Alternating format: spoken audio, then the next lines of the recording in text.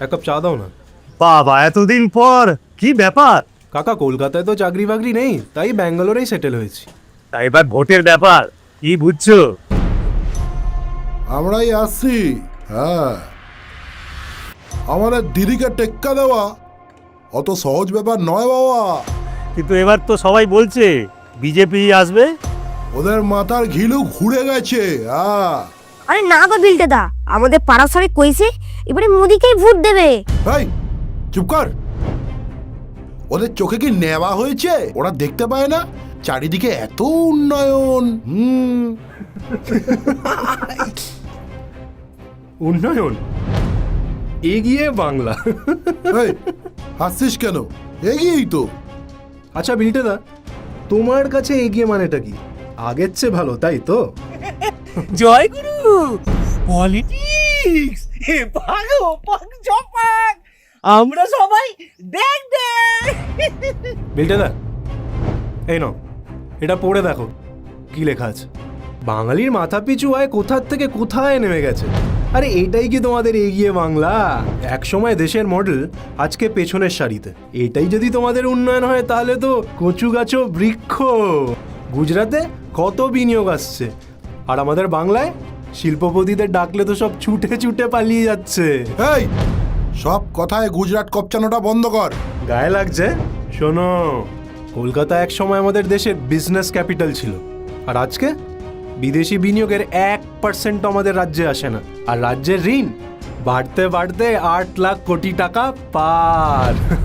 দিয়ে চাইলে গেউ গেউ কতই রঙ্গ দেখি দুনিয়ায়। বিল্টেদা, রাজ্য চালানোর অর্ধেকের চেয়ে বেশি টাকা তো কেন্দ্র দেয়। গত 10 বছরে কেন্দ্র প্রায় 6 লক্ষ কোটি টাকা দিয়েছে, আর সেই কেন্দ্রকে তোমরা দিন রাত গালাগাল করে যাচ্ছ। আরে এটাই কি তোমাদের উন্নয়ন? হ্যাঁ, এইবার রাজ্য বাজেটে 5,700 কোটি টাকা শুধু সংখ্যালঘুদের খুশি করতে মাদ্রাসা বানাতে দেওয়া হয়েছে, কিন্তু রাস্তা, সেচ, শিল্প এটার জন্য তোমার দিদির কাছে কোনো টাকা নেই। আরে পরিকাঠামোতে কোনো নজরই নেই। আচ্ছা, এই শিক্ষিত বেকাররা কি তোমার দিদির সৎ ভাই? স্কুল, কলেজ, হসপিটালের কি হাল দেখো। দুধেল গায় দুধ দেয়, হাত পেতে ভোট নেয়। কালই তো মেয়ের কি পেটের ব্যথা, হসপিটালে নিয়ে গেলাম, ভর্তি নিল না, বললো বেড নেই। নার্সিংহোমে ভর্তি করার পয়সা আছে বলো আমাদের? শেষমেশ ওই মধু ডাক্তারের হোমিওপ্যাথি। শুনলে বিল্টেদা, হাসপাতালে না আছে ডাক্তার, না আছে ওষুধ। ভাই এটাই কি তোমাদের এগিয়ে বাংলা? সত্যি উন্নয়ন হলে এত চাকরি বিক্রি হতো? 26,000 চাকরি বাতিল হয়েছে। আর লেখাপড়া, ক্লাস 8-এর ছেলে ক্লাস 2-এর অঙ্ক পারে। কি যে দিনকাল এলো। সত্যি স্যার, রাজ্যের ইউনিভার্সিটিগুলোর র্যাঙ্কিং দিন দিন নেমে যাচ্ছে। ওদিকে ওই মন্ত্রীর বান্ধবী নাকি, তার ঘরে তো কোটি কোটি টাকার পাহাড়। রেশন, মিড ডে মিল সবেতেই দুর্নীতি। অপর ঘরে কালো ধন, ভুলে গেছে জনগণ। 100 দিনের কাজের জাল জব কার্ড আর সর্বত্র সিন্ডিকেট, এই লুটের রাজত্বকে তোমার উন্নয়ন মনে হচ্ছে বিল্টেদা? আমার তো মনে হয় তোমার চোখেই নেওয়া হয়েছে। এই বেশি ফ্যাচ ফ্যাচ করিস না। এই তো দিদি লক্ষ্মী ভান্ডারের টাকা বাড়িয়ে। ও দিয়ে কি হবে রে বিল্টে? অন্য রাজ্যে মেয়েদের কত টাকা দেয় জানিস? 3,000। কিন্তু যদি বিজেপি আসে তাহলে লক্ষ্মী ভান্ডার বন্ধ করে দেবে। না, বিজেপি এলে লক্ষ্মী ভান্ডার বন্ধ হয়ে যাবে না, উল্টে আরো বেশি মজবুত হবে, আরো বেশি মহিলাদের কাছে পৌঁছবে।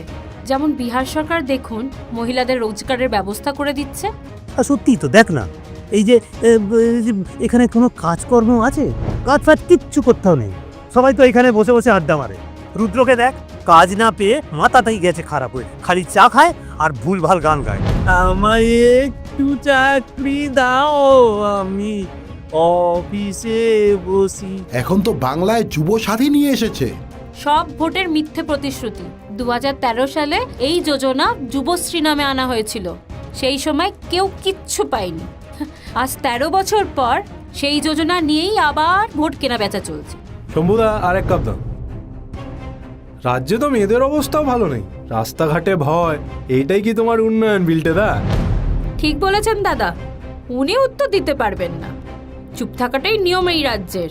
যেমন আমরা চুপ হয়ে থাকি, মহিলাদের ওপর অত্যাচার হলে আমরাই দোষী, আর ধর্ষণ হলে রিলেশন ছিল।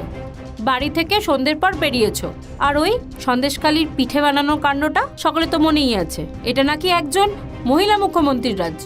নির্লজ্জের মতো টাকা দিয়ে মেয়েদের ধর্ষণের দাম দিতে চায়। ছোট মুখে বড় কথা হবে, তবুও বলতে চাই দাদা, মেয়েদের ইজ্জত দাড়িপাল্লায় তোলাটাতেই এগিয়ে বাংলা। ঠিকই বলেছিস বোন, অভিযোগ জানানোর তো আর কোনো জায়গা নেই। নেতা, পুলিশ, দুষ্কৃতী সব মিলে একাকার হয়ে আছে। দেশের বাড়ি গিয়েছিলাম দাদা, চাষিদেরও খুব কষ্ট, মাঠে সেচের জল নেই, আশেপাশে কোথাও একটা কোল্ড স্টোরেজও নেই। আর সরকার তো ফসল কিনেও না, অর্ধেকটাই নষ্ট হয়। আর নইলে জলের দরে বিক্রি। আরে নিজেকে তো এখন বাঙালি বলতেই লজ্জা করে। বাঙালির প্রিয় মাছ ভাত, ওই মাছ ভাতটাও তো আর নিজের নয়। রুই কাতলা মানেই অন্ধ্রপ্রদেশ। আর বিলটেদা, গুজরাটের কথা বলতেই তুমি রেগে যাচ্ছিলে না? ওই তোমার প্রিয় ইলিশ মাছটা, ওটাও বেশিরভাগ গুজরাট থেকেই আমাদের রাজ্যে আসে। আর তোমার এই স্বাদের ডিমটা, এই ডিমটাও অন্য রাজ্য থেকেই আমাদের এখানে আসছে। কলকাতা থেকে নর্থ বেঙ্গল ট্রাভেল করতে লাগে 14 ঘন্টা, আর অন্য রাজ্যে এই ডিস্টেন্সই ট্রাভেল করতে লাগে মাত্র 7 ঘন্টা। আরে রাজ্যে কোনো নতুন বন্দর হয়নি, কোনো শিল্প আসেনি। বিগত 6 বছরে 15,000-এর চেয়ে বেশি কোম্পানি আমাদের রাজ্য ছেড়ে চলে গেছে। বেশ বলেছো বিবে, আমরা এখন বাংলা থেকে ছেলেমেয়েদের অন্য রাজ্যে এক্সপোর্ট করছি। বাংলা হলো মেধা রপ্তানি কোম্পানি। আর বাইরে থেকে রাজ্যে আমদানি হয় ভোট ব্যাংক। দাদা, রাজ্যের চলচ্চিত্র জগতের হাতে তো হ্যারিকেন, আর হস্তশিল্পীদের নুন আনতে পান্তা ফুরোয়। আমাদের রাজ্যে সব কিছুর গ্রাফ নিচে, শুধু দুর্নীতির গ্রাফ টপে। আরে রাজ্যের সিকিউরিটিটাও তো কম্প্রোমাইজ হচ্ছে বর্ডারে।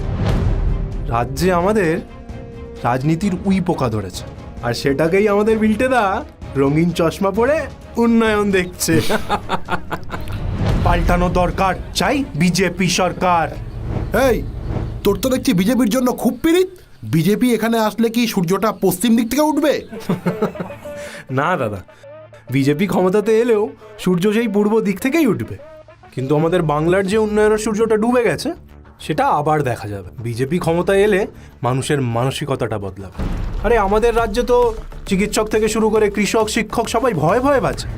একটা গোটা পরিবার ভয় নিয়ে ঘুম থেকে ওঠে, ভয় নিয়ে ঘুমোতে যায়। বিজেপি ক্ষমতায় আসলে এটা শেষ হবে, শেষ হবেই। তোমার মুখে ফুল চন্দন পড়ুক দাদা। ফুলচন্দন নয়, চপ ঘুগনি বল। আমি যেন ভাত পাই, চপ ঘুগনিতেও কাটমানি চাই। আর কি হবে শুনি? কথাটা মিলিয়ে নিও। বিজেপি আমাদের রাজ্যে ক্ষমতায় আসলে এই কাটমানি কালচারটা প্রথমে শেষ হবে। কারণ বিজেপি শাসিত কোনো রাজ্যে এই কালচারটা নেই। প্রথম 100 দিনে সিন্ডিকেট সাফ। ত্রিপুরাতে বিজেপি আসার পর 25 বছরের ক্যাডেট রাজ শেষ হয়েছে। এখন সরকারি প্রকল্পে টাকা পাওয়ার জন্য কোনো নেতার পেছনে যেতে হয় না। আরে বিজেপি সরকার পদে এলে তো গ্রামের প্রত্যেকটা কৃষকদের ব্যাংকেও সরাসরি টাকা ঢুকে যাবে। 2017 সালের আগে উত্তরপ্রদেশের হালও বাংলার মতোই ছিল, কিন্তু বিজেপি সরকার এসে ওখানে 3,000 কোটি টাকার চেয়েও বেশি অবৈধ সম্পত্তি বাজেয়াপ্ত করেছে। ওখানে মাফিয়া রাজ চলতো, কিন্তু এখন দাঙ্গাবাজরা দাঙ্গার নাম ভুলে গেছে। বাংলাতেও সিন্ডিকেট রাজ থামাতে বুলডোজার দরকার। একদম সত্যি, কয়লা, বালি, প্রমোটারি সিন্ডিকেট আমাদের খেয়ে নিচ্ছে। আর ঘুষখোর অফিসারদের এমনটাই দিতে হবে যেন ওরা লেজ গুটিয়ে পালায়। রাজ্য দুর্নীতিমুক্ত আর নিরাপদ হলে রাজ্যে বিনিয়োগ আসবে, আর বিনিয়োগ আসলে পিছু পিছু শিল্প আর উন্নয়ন। পুলিশ আইনের কথা মেনে চলবে, কোনো নেতার কথায় নয়। প্রথম বছরেই ফাস্ট ট্র্যাক কোর্ট আর মহিলাদের দ্রুত বিচার ব্যবস্থা, আর সব দুর্নীতির তদন্ত। চাকরি বিনা পয়সায় হবে হরিয়ানার মতো। নিয়োগ দুর্নীতি বন্ধ হবে।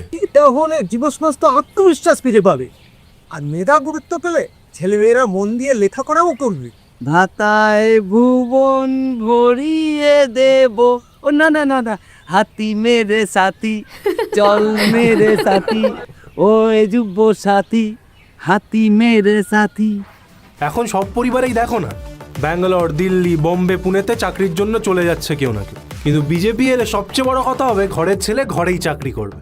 গুজরাটকে এত তাচ্ছিল্য করো না বিলটেদা। ওখানকার নিয়মই হলো শিল্পকে 30 থেকে 45 দিনের মধ্যে অনুমোদন। 200-র চেয়েও বেশি শিল্প পার্ক আছে ওখানে। আরে তুমি উত্তরপ্রদেশকেই দেখো না, কত বিমানবন্দর, এক্সপ্রেসওয়ে, লজিস্টিক হাব হয়েছে ওখানে। বাংলাতেও হবে। বিজেপি ক্ষমতায় আসলে হাজার হাজার কোটি টাকার ফরেন ইনভেস্টমেন্ট আসবে। 30,000-এর চেয়েও বেশি কারখানা হবে। বাংলার ছেলেমেয়েরা বাংলাতেই কাজ করবে। গুজরাট আর তামিলনাড়ুর মতো সস্তায় বিদ্যুৎ পাবে শিল্প। আর আমাদের নর্থ বেঙ্গলের শিলিগুড়ি করিডোর, ওটাকে ব্যবহার করে বড় মাপের শিল্প হবে। তুমি দেখো না, আসামে যেমন 27,000 কোটি টাকার সেমিকন্ডাক্টর প্লান্ট হয়েছে। একসময় মধ্যপ্রদেশকে পিছড়া রাজ্য বলতো সবার, এখন সেই এমপি কোথায় পৌঁছে গেছে? সরকার সেচ, বিদ্যুৎ আর কৃষি পণ্য কেনার উপর জোর দিতেই কৃষকদের হাল বদলে গেছে। হ্যাঁ স্যার, বাংলার সেচযুক্ত এলাকা 45% থেকে বাড়িয়ে 60% অবধি করা হবে। সরকার সঠিক দামে ফসল কিনবে। আমাদের দার্জিলিংয়ের চা, মালদার আম, মুর্শিদাবাদের রেশমের জন্য কোল্ড চেন তৈরি করা হবে। সব ডিভিশনেই এগ্রি প্রসেসিং ক্লাস্টার তৈরি করা হবে। আমাদের রাজ্যের সীমান্ত থাকবে সুরক্ষিত আর অনুপ্রবেশ হবে বন্ধ। আমাদের বাংলার সাংস্কৃতিক পরিচয় বঙ্কিমচন্দ্র, রবীন্দ্রনাথ ঠাকুর, বিদ্যাসাগর, নেতাজি, আমাদের দুর্গাপুজোর বাউলের পরম্পরা, বিজেপি এলে এগুলো সুরক্ষিত হবে। আর যত ঐতিহাসিক মন্দির আছে, তীর্থ আছে, সব সংস্করণ হবে। বাংলা ভাষা, বাংলা সাহিত্য আর অন্যান্য সাংস্কৃতিক যে সমস্ত চর্চাগুলো আছে সেগুলো রাজনীতি মুক্ত হবে। আর তেল দিয়ে চপ শিল্প হয়, কিন্তু কোনো শৈল্পিক চর্চা হয় না। ঠিক বলেছিস, চপ শিল্প ঘুগনি শিল্প নয়, বরং ট্যুরিজমটাকে শিল্পের মর্যাদা দিতে হবে। কি নেই আমাদের? মরুভূমি ছাড়া বাকি সব আছে, নেই শুধু পরিকল্পনা। বিজেপি আমাদের রাজ্যে ক্ষমতায় আসলে সুন্দরবন, দার্জিলিং, ডুয়ার্স মিলে ট্যুরিজমের ইন্টারন্যাশনাল ব্র্যান্ডিং করা হবে। দীঘা যাওয়ার ব্যবস্থা আরও বেটার হবে। কলকাতা, মুর্শিদাবাদ, বিষ্ণুপুর, শান্তিনিকেতন মিলে একটা হেরিটেজ সার্কিট তৈরি করা হবে। আমাদের সব স্বপ্ন পূরণ হবে। বিজেপি যেখানে, ভালো ইনফ্রাস্ট্রাকচার সেখানে। কলকাতা শিলিগুড়ি এক্সপ্রেসওয়ে তৈরি হলে সেটা তো পর্যটন থেকে আমাদেরই রোজগার বাড়াবে। দেখনি বিজেপি কাশিতে করিডোরটা বানিয়ে পর্যটনে কিভাবে বড় বদল এনেছে? ঠিক সেভাবেই আমাদের সাংস্কৃতিক কেন্দ্রগুলোকে নিয়ে বড় ইনফ্রাস্ট্রাকচার কেন করা যাবে না? আর ডবল ইঞ্জিন সরকার হলে কেন্দ্র আর রাজ্য একসাথে কোঅর্ডিনেশনে ভালো কাজ করতে পারবে। এবার বাংলায় উন্নয়ন হবে ঘন্টায় 180 কিলোমিটার বেগে, বুঝেছো তোমরা? লাস্ট 10 বছরে বাংলার উন্নয়নের জন্য কেন্দ্র যা দিয়েছে তা কংগ্রেস সরকারের তুলনায় প্রায় 4 গুণ বেশি। সেই সব টাকার সঠিক ব্যবহার হবে, আর জমি অধিগ্রহণে আর লেট হবে না। আর অনুমোদন নিতে 300 দিন নয়, মাত্র 30 দিনের সময় লাগবে। শিল্পে স্পিড ফিরবে। এই বাংলায় আবার শিল্পপতিরা ফিরে আসবে। বাংলায় কৃষকরা নিজের বাজার পাবে, আর বাংলা নিজের হারানো সাংস্কৃতিক গৌরব ফিরে পাবে। সবার জীবন পাল্টে যাবে, সবার। সবকিছু বদলাবে, শুধু যদি এই সরকারটা পাল্টায়। দাঁড়াও,